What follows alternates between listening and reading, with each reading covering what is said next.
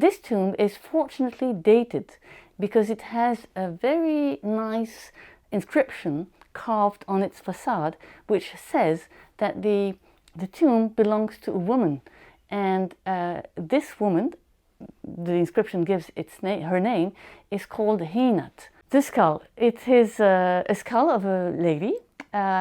We don't know that she was a lady from the skull. We know from the form of the basin, because it's through the basin that one knows, when you have the basin bone, that one knows whether it is a man or woman. So since the skull was attached to the skeleton, we could know that she was a lady.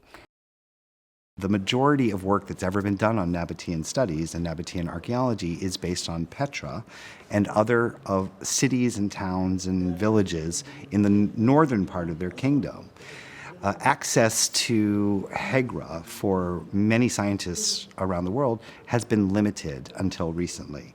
So this data coming from Hegra is extremely important to inform the entire field of Nabatean studies. Will be the first chance we have to really envision what these people look like. One of the problems in Nabatean archaeology and the study of the people, the Nabateans, is we lack images of them. They're not portrayed very often in their own art. And for many decades, now actually more than a century and a half, of people working at Nabatean archaeological sites, we didn't have very many human remains. There are certain common threads of humanity, I think, that can be recognised in the Nabatean story. The openness to the outside world, the interaction with other cultures and communities, the integration of kind of cultural aspects of those communities.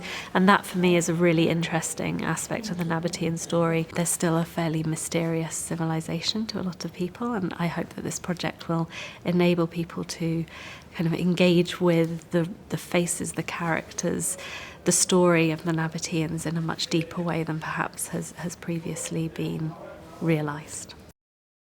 For me, it's very excited to know how people in Al-Ala, the Nabatean in general, even wherever they are, but in Al-Ala, in Saudi Arabia, how we looks like long time ago. It is very excited to me. I feel like I want to know who are my great-grandparents.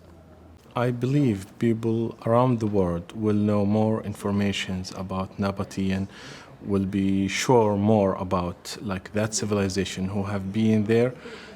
Everyone easily can say, we were Nabatean, we were there.